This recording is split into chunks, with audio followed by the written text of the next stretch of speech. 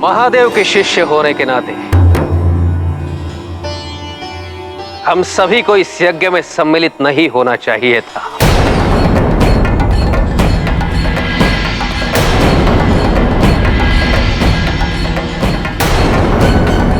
किंतु प्रजापति की मर्यादा और इस यज्ञ के पूर्ण संपादन हेतु हमने इस निमंत्रण को स्वीकार कर लिया।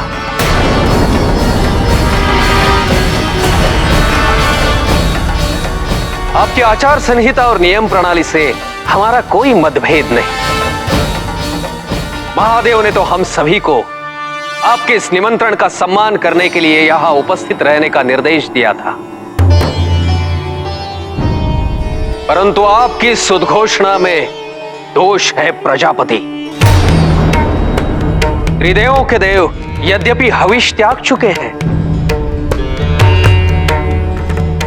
किंतु आपका ये यज्ञ उनके नमन के बिना परिपूर्ण नहीं हो सकता।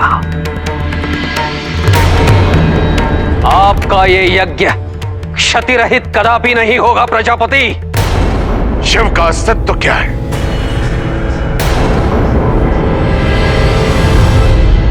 किस अधिकार से वो इस यज्ञ में सम्मिलित हो सकते हैं?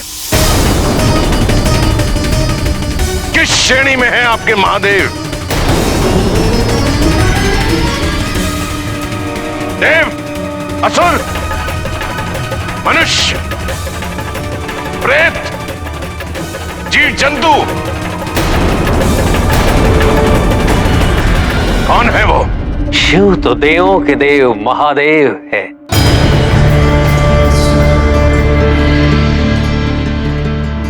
परम ईश्वर है वो। अवश्य होंगे। आपकी अज्ञानता के लिए, मेरी सर्वज्ञता के लिए कदापि नहीं।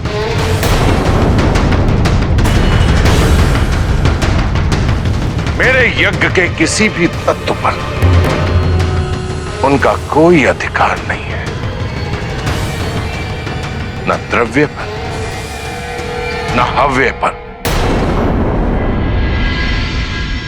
न दान पर, न दक्षिणा पर, यहां तक कि मेरे यज्ञ के जूठन पर उनका कोई अधिकार नहीं है।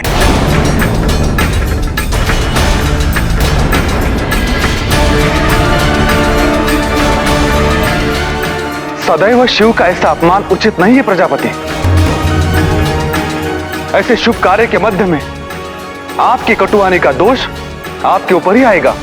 आपके शिव तो क्या, समस्त ब्रह्मांड की शक्तियां भी मेरा कुछ नहीं बिगाड़ सकती।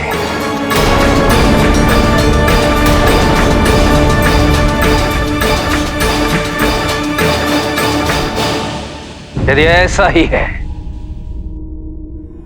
तो सुनिए प्रजापति दक्ष, मैं ऋषि दधीचि अपनी तपस्या को साक्षी मानकर आपको यह श्राप देता हूं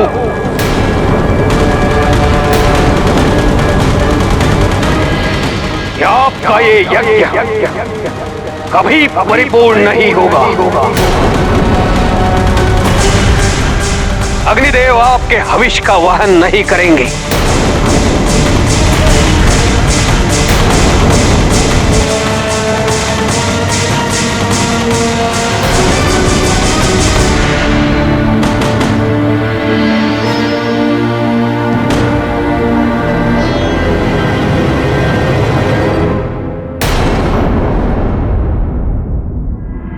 इस दुविधा का आप ही कोई उपाय निकाल सकते हैं। मैं आपके सामने हाथ जोड़ती हूँ। बस बस बेटी बस। बेटियों का हाथ जोड़ना अपशगुन होता है। जाओ बेटी, तुम्हारा कल्याण हो।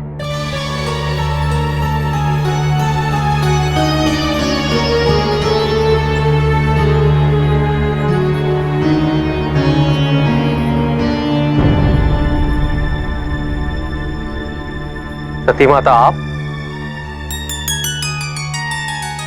शिवा, ये आप कहाँ जा रहे हैं? ये प्रश्न तो मुझे आपसे पूछना चाहिए माता। कहाँ जा रही हैं आप? मैं तो अपने पिता के यज्ञ में सम्मिलित होने जा रही हूँ। किंतु आप ये प्रश्न ऐसे क्यों पूछ रहे हैं?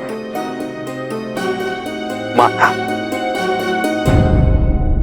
अंदर जो चल रहा है वो यज्ञ नहीं, महादेव का अपमान करने का प्रपंच मात्र है। आपके लिए वहां कोई स्थान नहीं है माता।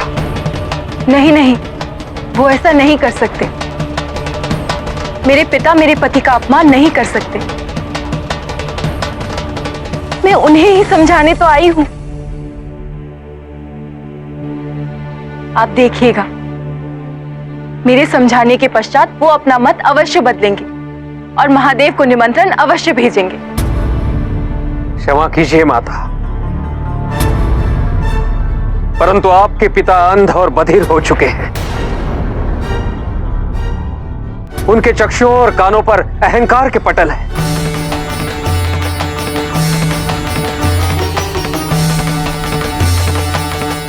तो कुछ भी नहीं समझेंगे। मैंने बहुत प्रयास किया है उन्हें समझाने का। उन्हें समझाने का प्रयास आपने किया है, किंतु उनकी पुत्री ने नहीं। आप मेरे साथ चलिए और स्वयं देख लीजिए कि वो मेरी बात मानते हैं या नहीं। जहां महादेव नहीं, महादेव का स्मरण भी नहीं, वहां मैं एक क्षण के लिए भी नहीं रुक सकता। क्षमा करें ऋषिवर,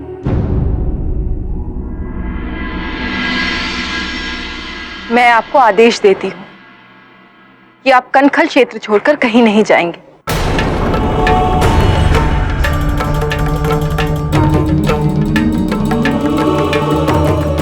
आपका आदेश शिरोमान्य, परंतु हम उस यज्ञ स्थल पर तब तक नहीं आएंगे जब तक महादेव वहां ना हो।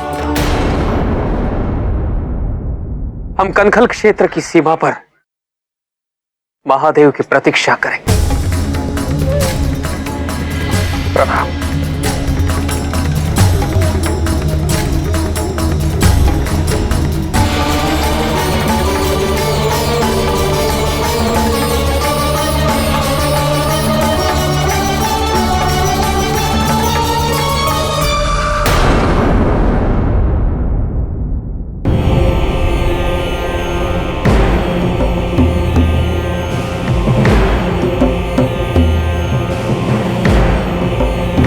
शुभ कार्य में जो विघ्न थे वे सभी दूर हो चुके हैं। चलिए अब यज्ञ आरंभ करते हैं। ये कैसा यज्ञ है स्वामी? आप तो अपने ही बनाए हुए नियमों की उपेक्षा कर रहे हैं।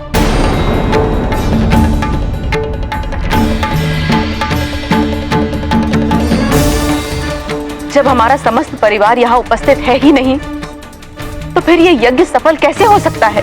देखिए, हमारा समस्त परिवार यहाँ है।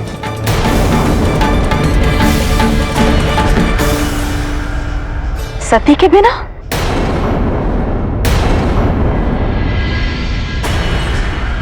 सती के बिना ये परिवार संपूर्ण कैसे हो सकता है स्वामी? आप केवल यज्ञ पर ध्यान केंद्रित करें।